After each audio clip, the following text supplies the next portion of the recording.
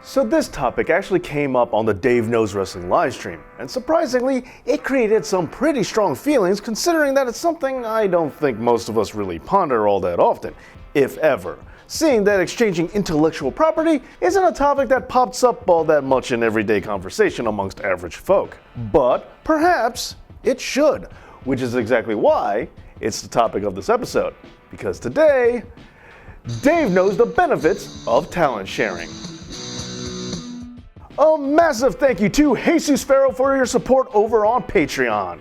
Alright, now this debate sprang up as a result of the reports that WWE has allegedly blocked their talent from appearing on Vickie Guerrero's podcast as a result of her appearance on AEW. This extended to a greater discussion on whether or not WWE was in the right if they did indeed do this. Now, I understand that instinctively it does seem rather obvious for a company to be protective of their talent and of their intellectual property. However, when you start to examine it, you might find that this may not be in their best interest from a business standpoint, because there is a significant amount of evidence to support that companies might be better off sharing IP than you might think.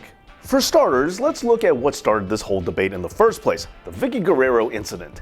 And let's also extend things to people in a similar boat, like Chris Jericho and his podcast as well. To demonstrate how WWE allowing these shows to have WWE contracted talent to make guest appearances would be beneficial, allow me to start by asking, how would it not be? What's really the harm in it? Think about it. Let's say if Randy Orton makes a guest appearance on Jericho's podcast. How does it hurt WWE at all? Yes, it does give Jericho a big name wrestler on a show, which helps him, but just because it helps Y2J doesn't mean it takes anything away from WWE. As long as Vince McMahon doesn't have to pay anything to have Orton be on the show, and as long as it doesn't interfere with Orton's WWE schedule, it really doesn't cost Vince anything, so what's the problem? Furthermore, this gives Orton the chance to put WWE over, plugging Raw or any upcoming pay-per-view or whatever. It's free press. So looking at the risk versus reward scenario, it's no risk, but there is potential to help WWE quite a lot. Now, I understand that Vickie Guerrero's podcast may not exactly be the biggest needle mover for WWE, but even if it ends up only helping in the slightest possible way, or even if there's no gain whatsoever, again, it didn't cost them anything. It's worth taking the chance. Plus, let's not forget that WWE does this kind of thing a lot, having their superstars appear on the talk show circuit or Saturday Night Live or even WWE Backstage, which, allow me to remind you, is technically its own thing.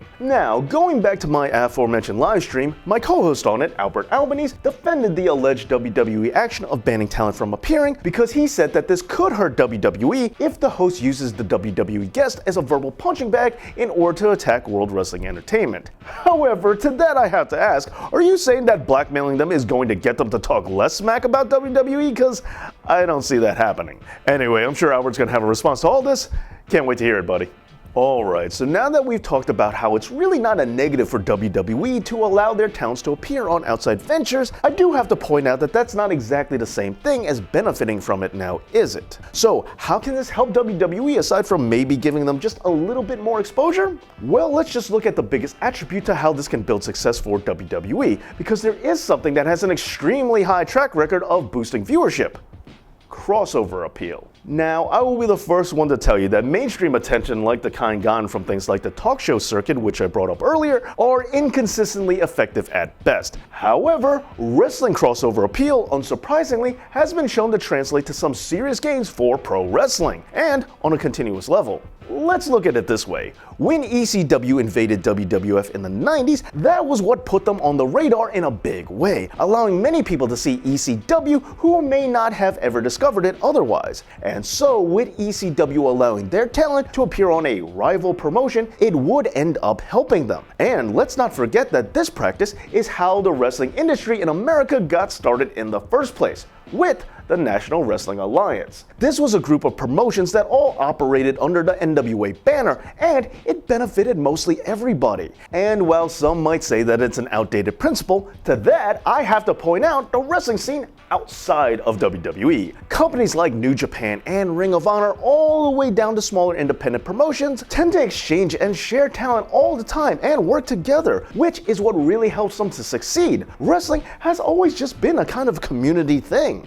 Now, okay, sure, you might feel inclined to say that it works fine for other promotions, but WWE is on a whole nother level. But don't worry, because WWE has benefited from this plan of attack too on the other end as well. Just look at the highest grossing wrestling pay-per-views of all time. If you do, you'll see that, well, they're almost all WrestleManias. However, one non-Mania entry which can be found towards the top is the Invasion pay-per-view. That's right, WCW stars coming over to WWE made a boatload of money. Now, yes, the storyline that followed was terrible, but despite that, it still did very well. And keep in mind, it earned a lot even without WCW's biggest draws, like Sting, Goldberg, or the NWO. And speaking of the NWO, let's discuss gimmicks. Because how lame would it be if Hogan, Hall, and Nash came into WWE, but they had to use some knockoff name, much like the OC does now? Again, while it might seem perfectly reasonable to not allow other companies to use your gimmicks, does it really matter? Like, why not allow the Dudley Boys to use their moniker over in other promotions? It's not like WWE created it, and even if they did, it's not like we don't know who they are. You're just inconveniencing them for the sake of doing it. And by preventing them from using the gimmick that they made famous doesn't help WWE at all. It just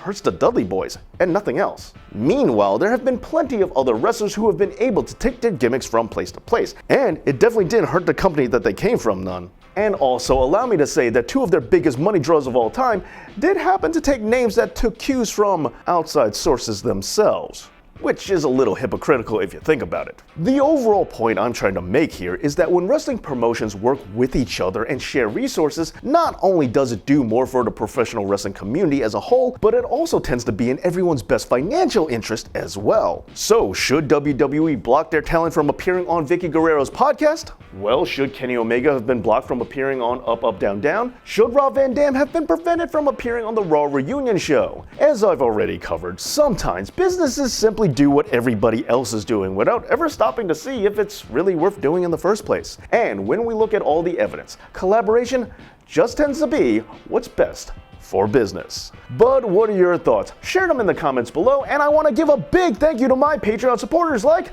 Jesus Pharaoh. And hey, you can show this channel some love too by going over to my Patreon page and becoming a supporter yourself.